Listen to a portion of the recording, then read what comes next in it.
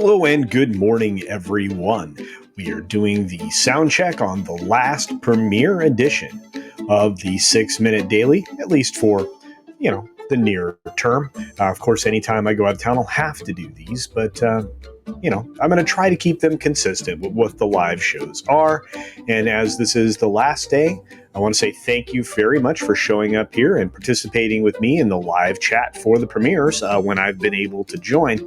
And I really appreciate all of your support. So keeping in line with what we always do, here we go.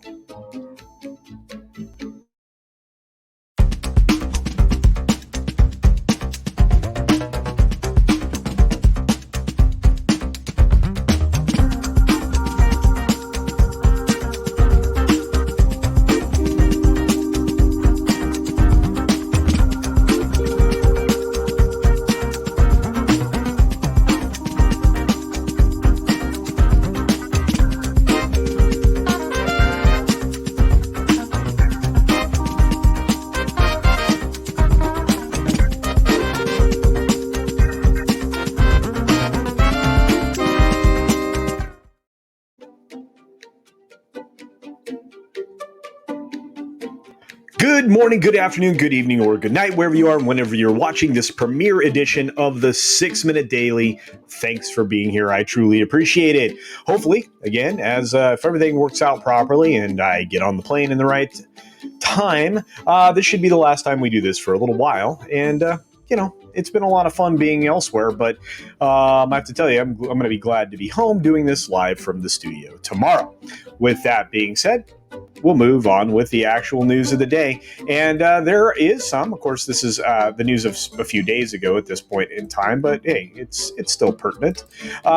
Pete Bard in Deadline talks about the insiders that are very wary of what a Bezos/Bond alliance might bring, as obviously Amazon bought MGM, so that they could acquire access to Bond and a lot of these other prime Hollywood properties. And that's the big concern in the industry, is Amazon's use of these movie franchises. Is he going to use them in a way that supports the characters? Well, we've always had these questions. We have, and we you know what, we're entitled to having these questions, to be honest with you. Bezos kind of comes off as a Bond villain at times with his money and his attitude, his nonchalance about certain things that many Americans hold dear.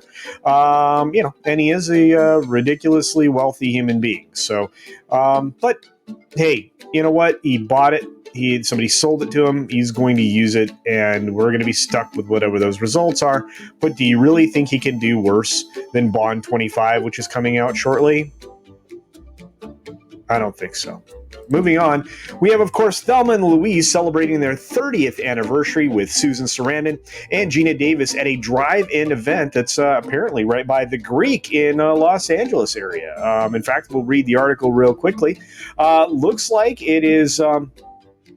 It's going to be a screening event on June 18th, so in just a couple days now, at Cinespia's Drive-In at the Greek in Los Angeles. So you can definitely check this out. It is, again, celebrating the 30th anniversary of this film, just a few weeks after it would have been released in 1991.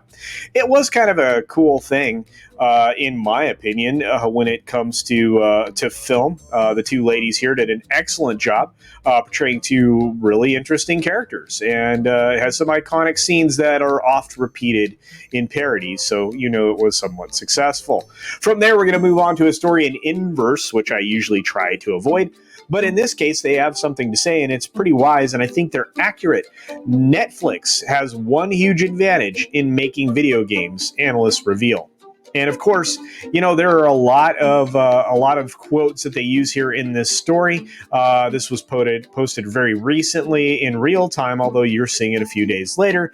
But essentially saying that with market valuation well over 100 billion, the Stranger Things streaming giant is eager to tap into new industries that it hasn't fully explored, and it looks like they could be in a position to do it with gaming.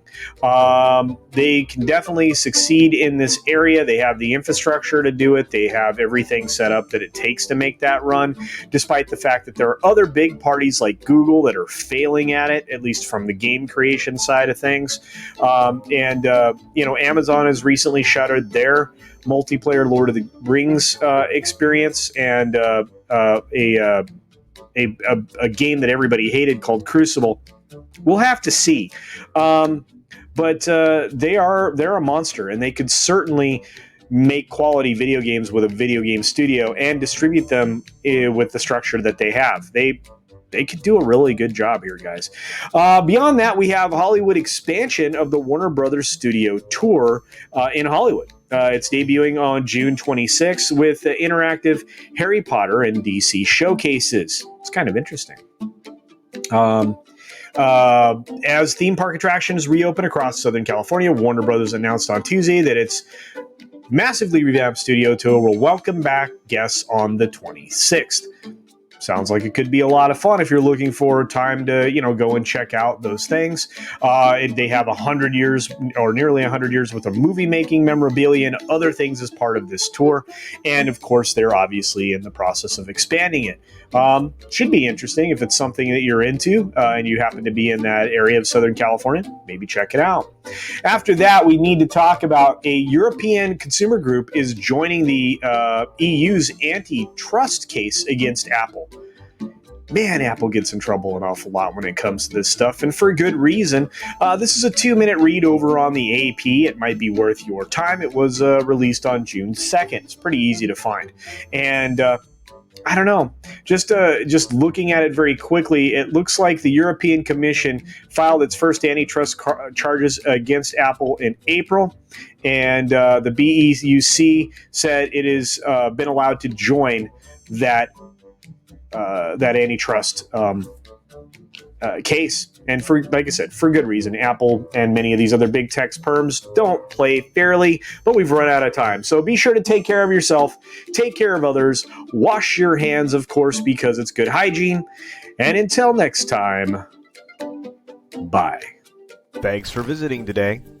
Be sure you're subscribed and hit that for alerts. Yay! Of course, like and share all of the videos that you can, as it helps with the algorithm. Have a great day.